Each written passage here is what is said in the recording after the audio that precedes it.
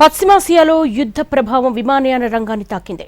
Iran, America, Israel మధ్య ఉద్రిక్తతలతో విమాన ఇంధన ధరలకు రెక్కలొచ్చాయి. ఇరాన్పై అమెరికా, ఇజ్రాయెల్ మధ్య తలెత్తిన యుద్ధ వాతావరణం అంతర్జాతీయ ముడి చమురు మార్కెట్ను కుదిపేస్తోంది. ఈ ఉద్రిక్తతల వల్ల విమాన ఇంధనం ధరలు విపరీతంగా పెరిగాయి. ఇంధనం ధరల్లో పెరుగుదల 85% కంటే ఎక్కువగా ఉన్నట్టుగా international air transport association jet fuel monitor తెలిపింది.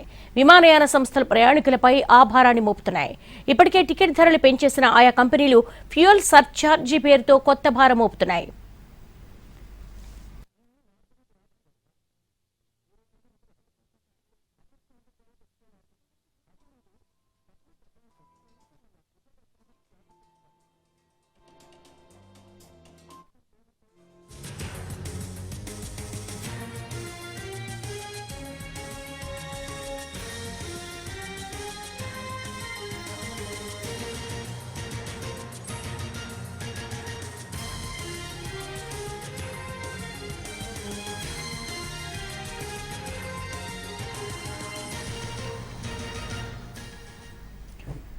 సాధారణంగా ఒక విమానయాన సంస్థ నిర్వహణ వ్యయంలో ఇంధనం వాటానే దాదాపు 40% ఉంటుంది. ఇంధన ధరలు పెరిగినప్పుడు ఆ భారాన్ని సంస్థలే భరించడం కష్టం. ఆ భారాన్ని ప్రయాణికులపై వేయక తప్పని పరిస్థితి ఏర్పడింది. ప్రయాణించే దూరాన్ని బట్టి ఈ ఇంధన సర్ఛార్జీలు మారుతూ ఉంటాయి. ఇండిగో ఫ్యూయల్ సర్ఛార్జ్ పేరిట ఒక్కో టికెట్పై 425 నుంచి 2300 వరకు అదనపు భారం మోపనుంది. మార్చి 14 నుంచి ఛార్జీలు అమల్లోకి రానున్నాయి. దీనివల్ల ఆ మేర టికెట్ ధరలు పెరగనున్నాయి. దేశీయ ప్రయాణ టికెట్లపై 425 వసూలు చేయనున్నారు. మధ్య ప్రాచ్యం వెళ్లే విమాన టికెట్పై 900 చొప్పున వసూలు చేయనున్నారు. ఆగ్నేయాసియా, చైనా, పశ్చిమాసియాకు వెళ్లే విమానాలకు 1800, యూరప్ వెళ్లే విమానాలకు 2300 చొప్పున ఫ్యూయల్ ఛార్జీని ఇండిగో వసూలు చేయనుంది. సర్ఛార్జీల విషయంలో ఎయిర్ ఇండియా ముందే ఉంది. ఈ నెల 12 నుంచి ఎయిర్ ఇండియా సర్ఛార్జీల మోత మోగిస్తోంది. డొమెస్టిక్, ఇంటర్నేషనల్ విమానాల్లో టికెట్లపై సర్ఛార్జీ విధించాయి ఎయిర్ ఇండియా ఎక్స్ప్రెస్ సంస్థలు. డొమెస్టిక్ రూట్స్, సార్క్ దేశాలకు వెళ్లే విమానాల టికెట్స్ పై 399 చొప్పున సర్ఛార్జీ విధిస్తోంది. పశ్చిమాసియా దేశాలకు వెళ్లే విమానాల టికెట్లపై $10 ఉంటే $920 వరకు సర్ఛార్జీ వసూలు చేస్తోంది. ఆఫ్రికా దేశాలకు వెళ్లే విమానాల టికెట్లపై $30 నుంచి $90, ఆగ్నేయ ఆసియా దేశాలకు వెళ్లే విమానాలకు $20 నుంచి $60 చొప్పున సర్ఛార్జీలు వసూలు చేస్తుంది ఎయిర్ ఇండియా. మార్చి 18 నుంచి యూరప్ దేశాలకు వెళ్లే టికెట్స్ పై సర్ఛార్జీ $25 పెరిగి $125కు చేరింది. అలాగే ఆస్ట్రేలియా, అమెరికా టికెట్స్ పై సర్ఛార్జీ $50 పెరిగి $200కు చేరింది.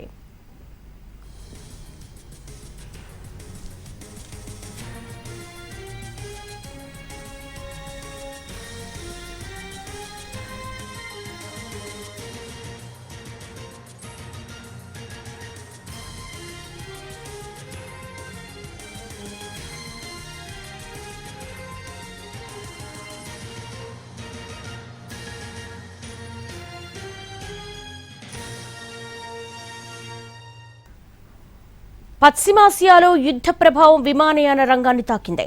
ఇరాన్, అమెరికా, ఇజ్రాయెల్ మధ్య ఉద్రిక్తతలతో విమాన ఇంధన ధరలకు రెక్కలొచ్చాయి. ఇరాన్పై అమెరికా, ఇజ్రాయెల్ మధ్య తలెత్తిన యుద్ధ వాతావరణం అంతర్జాతీయ ముడి చమురు మార్కెట్ను కుదిపేస్తోంది. ఈ ఉద్రిక్తతల వల్ల విమాన ఇంధనం ధరలు విపరీతంగా పెరిగాయి. ఇంధనం ధరల్లో పెరుగుదల 85% కంటే ఎక్కువగా ఉన్నట్టుగా international air transport association jet fuel monitor తెలిపింది. విమానయాన సంస్థలు ప్రయాణికులపై ఆ భారాన్ని మోపుతున్నాయి. ఇప్పటికే టికెట్ ధరలు పెంచేసిన ఆయా కంపెనీలు ఫ్యూయల్ సర్ఛార్జ్ పేరుతో కొత్త భారం మోపుతున్నాయి. సాధారణంగా ఒక విమానయాన సంస్థ నిర్వహణ వ్యయంలో ఇంధనం వాటానే దాదాపు 40% ఉంటుంది. ఇంధన ధరలు పెరిగినప్పుడు ఆ భారాన్ని సంస్థలే భరించడం కష్టం. ఆ భారాన్ని ప్రయాణికులపై వేయక తప్పని పరిస్థితి ఏర్పడింది. ప్రయాణించే దూరాన్ని బట్టి ఈ ఇంధన సర్ఛార్జీలు మారుతూ ఉంటాయి. ఇండిగో ఫ్యూయల్ సర్ఛార్జీ పేరిట ఒక్కో టికెట్పై 425 నుంచి 2300 వరకు అదనపు భారం మోపనుంది. మార్చి 14 నుంచి ఛార్జీలు అమల్లోకి రానున్నాయి. దీనివల్ల ఆ మేర టికెట్ ధరలు పెరగనున్నాయి. దేశీయ ప్రయాణ టికెట్స్ పై 425 వసూలు చేయనున్నారు. మధ్య ప్రాచ్యం వెళ్లే విమాన టికెట్పై 900 చొప్పున వసూలు చేయనున్నారు. ఆగ్నేయాసియా, చైనా, పశ్చిమాసియాకు వెళ్లే విమానాలకు 1800, యూరప్ వెళ్లే విమానాలకు 2300 చొప్పున ఫ్యూయల్ ఛార్జీని ఇండిగో వసూలు చేయనుంది.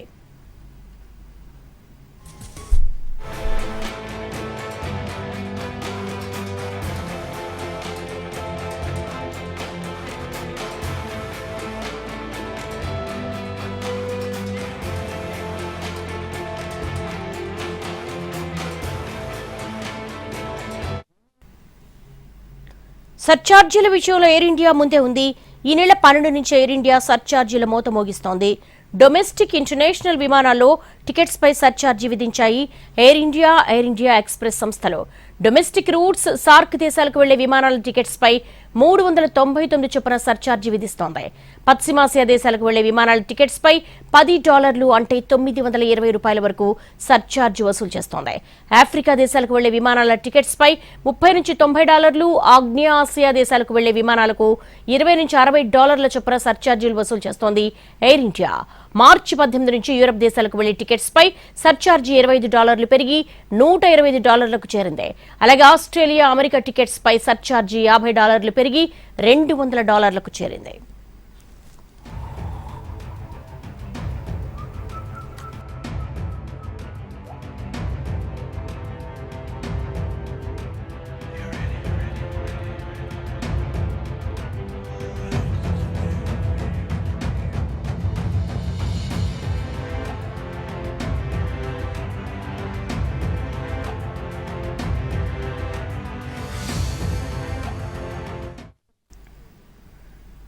దేశ విదేశాలకు హైదరాబాద్ నుంచి నిత్యం విమాన ప్రయాణాలు సాగుతూ ఉంటాయి. కానీ ఇప్పుడు యుద్ధ నేపథ్యంలో విమానం ఎక్కాలంటే ప్రయాణికులు భయపడుతున్నారు. దానికి కారణం విమాన టికెట్ల ధరలు. అంతర్జాతీయ మార్కెట్లో ఏవియేషన్ టర్బైన్ ఫ్యూయల్ ధరలు భగ్గుమంటున్నాయి. ఆ ప్రభావం టికెట్లపై పడింది. ఫ్యూయల్ సర్ఛార్జీల పేరుతో ప్రయాణికులపై భారీగా భారం మోపుతున్నాయి విమానయాన సంస్థలు. దీనిపై విమానయాన నిపుణులు ఏమంటున్నారు? మరిన్ని వివరాలు రాధిక అందిస్తారు. Radhika, over to you.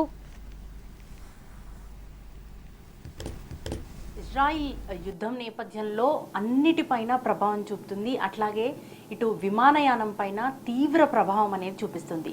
Flight ఎక్కాలంటేనే భయపడుతున్న పరిస్థితి. దూర దేశాలకు వెళ్ళాలన్నా కూడా, ఇతర దేశాలకు ప్రయాణం చేయాలంటే ఇరాన్, ఇరాక్ రూట్ని కూడా తీసుకోకుండా కొంత డైవర్షన్ కూడా చేస్తున్న పరిస్థితి. అసలు ఓవరాల్గా మనకి ఈ విమానయానంలో ఎట్లాంటి ప్రభావం చూపిస్తుంది? అట్లాగే విమాన టికెట్ ధరలపైన కావచ్చు, వాటిపైన ఇప్పుడు ఫ్యూయల్ కొరత వల్ల ఇటు సర్ఛార్జీలు కూడా స్పెషల్గా వసూలు చేస్తున్నారు. పూర్తిగా ఈ డీటెయిల్స్ అన్నీ కూడా తెలుసుకునే ప్రయత్నం చేద్దాము. కొంచెం మనతో పాటు మాట్లాడడానికి ఒక ట్రావెల్ ఏజెన్సీకి సంబంధించిన నిర్వాహకులు ఉన్నారు. సార్ చెప్పండి, జనరల్గా యుద్ధం ఏదైనా వచ్చింది అని అంటే ఫస్ట్ అన్ని నిత్యావసర ధరల పైన, ఫ్యూయల్ పైన, మనం వాడుకునే గ్యాస్ పైన ప్రభావం చూపిస్తుంది. కానీ ఇప్పుడు బయటకి ఎక్కడికన్నా వెళ్ళాలన్నా, ఒక ఫ్లైట్ ఎక్కాలన్నా కూడా విపరీతమైన ఛార్జీలు వసూలు చేస్తారు. ప్రజెంట్ కండిషన్ ఏంటి సార్ అసలు? మొదటిది, అది విమానయాన సంస్థలకే ఎఫెక్ట్ ఇస్తూ ఉంటుంది.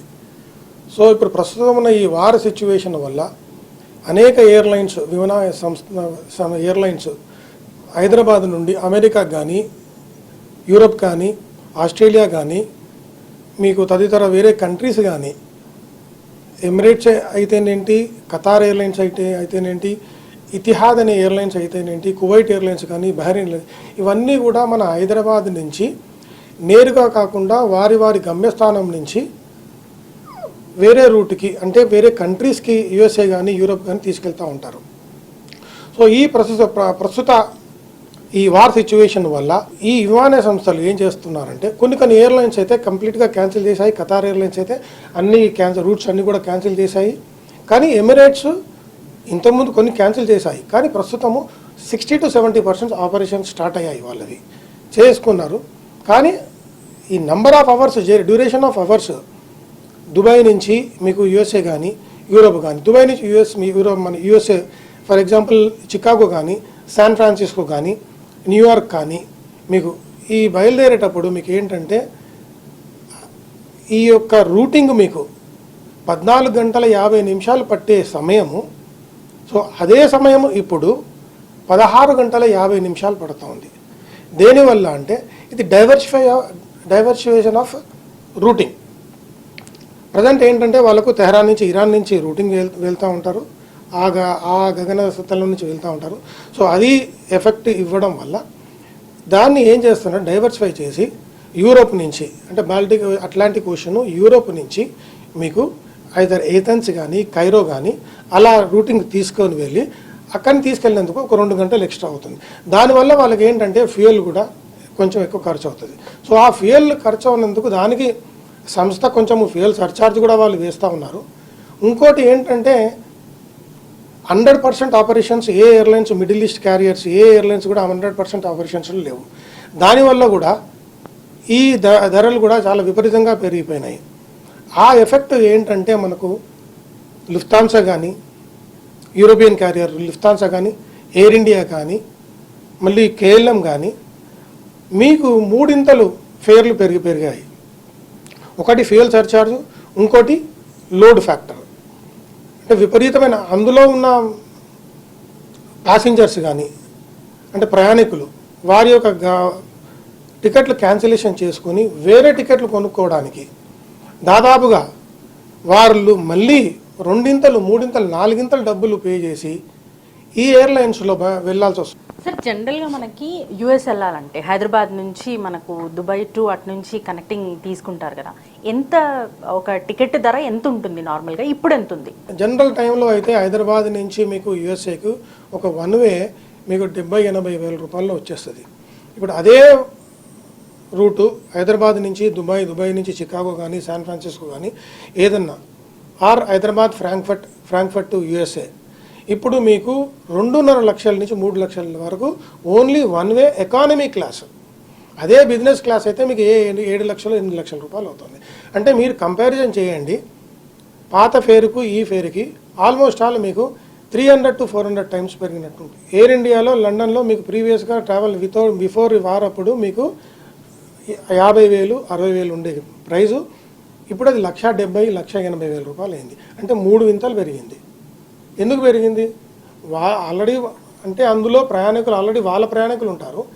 ఈ క్యాన్సిలేషన్ ఈ ఎయిర్లైన్స్లో ఎమిరేట్స్ కానీ ఈ మిడిల్ ఈస్ట్ క్యారియర్స్లో ఉన్న ప్రయాణికులు వాళ్ళని రద్దు చేసుకొని ఇందులో ప్రయాణం చేయించడం వల్ల ఆ కారణంగా ఇందులో విపరీతమైన ఫేర్లు పెంచేశారు, ధరలు పెంచేశారు వాళ్ళు. ఈ దేశాల మధ్య యుద్ధం ఇట్లాంటివి ఏమన్నా జరిగి కొంత విపత్కర పరిస్థితుల్లో ఉన్నప్పుడు ట్రావెల్ సంఖ్య కూడా మనకు అంతే ఉంటుందా? ఇప్పుడు మీరు అన్నట్టు కొంత తగ్గటంతో మిగతా వాటిపైన వాళ్ళపైన ఎఫెక్ట్ పడుతుంది కదా, ఎట్లా ఉంటుంది? యుద్ధం నేపథ్యంలో కూడా ట్రావెలింగ్ జరుగుతూ ఉంటుందా మనకి ఈ రూట్లో?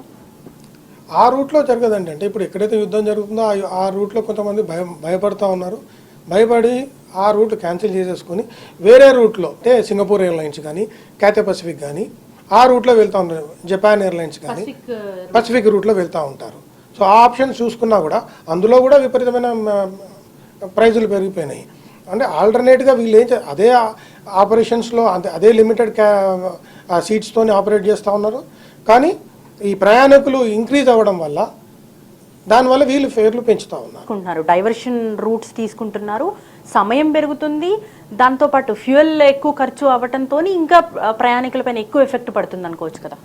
అట్లా కాదండి, ఇప్పుడు లోడ్ ఫ్యాక్టర్తో ఉంటుంది. ఇప్పుడు మనకి ఏంటంటే ఒక ఎయిర్లైన్స్లో ఒక కెపాసిటీ ఆఫ్ ఎయిర్లైన్స్ది ఒక 350 కెపాసిటీ కానీ, బోయింగ్లో 180-200 కెపాసిటీ ఉన్న ఫ్లైట్ని ఆల్రెడీ వాళ్ళకి ఈ వార్ ముందు వాళ్ళు ఎంతైతే అది చేసుకున్నారో ఒక 70-80% ఫిలప్ చేసుకున్నారు. ఇంకా మిగతా 20%-30% వాళ్ళు ఏంటంటే అది ఈ వార్ వల్ల అందులో ఉన్న ప్రయాణికులు ఇందులో వెళ్ళడం వల్ల ఈ ఫేర్లు వాళ్ళు పెంచేశారు. ఆ ఫ్యూయల్ సర్చార్జ్ కానీ ఏ సర్చార్జ్ అనేయండి అంటే రీజన్ చెప్పుకోవచ్చు ఏంటంటే ఇట్స్ అన్ ఆపర్చునిటీ ఆర్ ఒక సమయం వాళ్ళకి వచ్చింది రెవెన్యూ పెంచుకోవడానికి వేరే ఎయిర్లైన్స్, అంతే. అంత తప్పించి ఇంకా వేరేది ఏం లేదు. అది సార్ ఒకసారి రాడార్ ఎట్లా ఉంది ప్రజెంట్ ఇరాక్ రూట్లో మనకి ఎట్లా ఫ్లైట్స్ మూవ్మెంట్ అనేది కనిపిస్తూ ఉంది అండ్ టైం మనకి డ్యూరేషన్ ఎంత పెరుగుతుంది ఒకసారి చూసే ప్రయత్నం చేద్దాం సార్.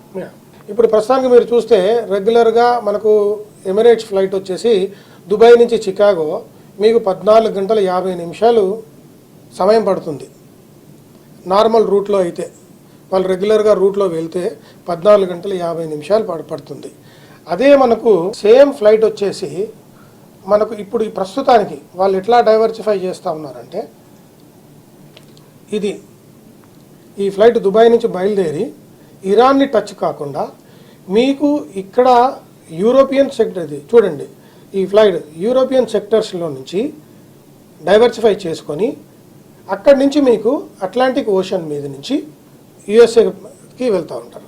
సో దీనివల్ల వాళ్ళకి ఏమవుతుందంటే 2 గంటలన్నర ప్రయాణం వాళ్ళకి ఎక్కువ అవుతుంది. సో ఆ 2.5 గంటల ప్రయాణం అవ్వడం వల్ల దానికి అయ్యే ఫ్యూయల్ కానీ ఆ ఫ్యూయల్ దాన్ని సర్చార్జ్గా ఎయిర్లైన్స్ వాళ్ళు ఛార్జ్ చేస్తూ ఉన్నారు. అది అదనంగా వాళ్ళకు ప్రయాణికుల మీద వేస్తారు. జనరల్గా మనకి వెళ్ళాల్సిన రూటు రెగ్యులర్ రూటు ఇటు నుంచి ఇరాన్ని టచ్ చేస్తూ తెరన్ టచ్ చేస్తూ ఇటు వెళ్తుంది కదా. సో ఇప్పుడు ఇటు టర్న్ తీసుకోవటం వల్ల మనకి దాదాపుగా 2.5 hours పెరుగుతుంది. ఈ రూట్ కాకుండా పసిఫిక్ రూట్ కూడా కొన్ని ఫ్లైట్స్ ఎంచుకుంటున్నారు, అంటే ఆ రూట్లో కొంతమంది వెళ్తున్నారు. అది ఎట్లా ఉంటుంది సార్? అంటే ఇప్పుడు అది పసిఫిక్ రూట్లో ఏంటంటే మీకు ఈ సింగపూర్ ఎయిర్లైన్స్ కానీ క్యాథే పసిఫిక్ కానీ వాళ్ళ రూట్ సపరేట్గా ఉంటుంది. అది వయా పసిఫిక్ అంటే మీకు సింగపూర్ నుంచి డైవర్సిఫై చేసి అక్కడి నుంచి జపాన్కి వెళ్ళి జపాన్ నుంచి మీకు మళ్ళీ కెనడా వ్యాంకోవర్కి వెళ్ళి వ్యాంకోవర్ నుంచి వాళ్ళు యూఎస్ఏకి వెళ్తూ ఉన్నారు. సో దానివల్ల వాళ్ళకి ఏమవుతుందంటే అదనంగా మళ్ళీ ఒక 2-3 గంటలు అవుతుంది, అది 18 గంటలు అవుతుంది. సో దీనివల్ల ఏమవుతుందంటే వాళ్ళకి మళ్ళీ ఫ్యూయల్ అనేది అదనంగా ఖర్చు అవుతుంది వాళ్ళకి. ఆ అదనంగా ఫ్యూయల్ ఖర్చు అవుతుంది, దాని ఇంపాక్ట్ కూడా వాళ్ళకు కూడా పడుతుంది, ఎయిర్లైన్స్ వాళ్ళకు కూడా విమాన సంస్థలకు కూడా పడుతూ ఉంది. సో అది వాళ్ళు వేరే మార్గం లేకుండా వాళ్ళు ప్రయాణికుల మీద వేస్తారు. రైట్. జనరల్గా భారతదేశం నుంచి ఇతర దేశాలకి వెళ్ళే వాళ్ళ సంఖ్య విపరీతంగా ఉంటుంది. కానీ ఇప్పుడు మనకి దుబాయ్ ఎయిర్పోర్ట్ సైడ్ చూసినా లేకపోతే గల్ఫ్ కంట్రీస్లో ఎక్కువ భాగం వైపు వెళ్లకుండా కొంత డైవర్షన్ తీసుకునే ప్రయత్నం చేస్తున్నారు. ఒక్కసారి విజువల్లో చూస్తే మనకి ఇది దుబాయ్ ఎయిర్పోర్ట్ దగ్గర చాలా తక్కువ ఫ్లైట్స్ మనకు కనిపిస్తున్న పరిస్థితి. ఇటు ఇరాన్, ఇరాక్, ఇజ్రాయిల్ అట్లాగే అక్కడ ఆ పరిస్థితులు కొంత అననుకూలంగా ఉన్నాయి కాబట్టి వేరే రూట్స్ని ఇటు డైవర్ట్ అవుతున్న పరిస్థితి. సార్ ఇక్కడ మనకు ఒకసారి ఫ్లైట్స్ చూస్తే కూడా మిగతా దేశాలతో పోలిస్తే ఇక్కడ అసలు ఫ్లైట్స్ పైన ఏమి రాడార్లో శాటిలైట్లో కనిపించట్లేదు. అంటే అంత తక్కువ ఉన్నాయా లేకపోతే రూట్ డైవర్షన్స్ జరుగుతున్నాయా? ఇదంతా కూడా లిమిటెడ్ ఆపరేషన్స్ అండి. 100% ఆపరేషన్స్ అవ్వట్లేదు. అన్ని మిడిల్ ఈస్ట్ క్యారియర్స్ 100% ఆపరేషన్స్ అవ్వట్లేదు. ఇప్పుడు ఖతార్ ఎయిర్వేస్ తీసుకుంటే వాళ్ళు కంప్లీట్ మొత్తం అన్నీ కూడా క్యాన్సిల్ చేసుకున్నారు. ఎమిరేట్స్ ఇప్పుడు మొన్నటి వరకు మీకు జీరో ఉండేది, ఇప్పుడు 50 to 60%, 70% ఆపరేట్ చేస్తూ ఉన్నారు.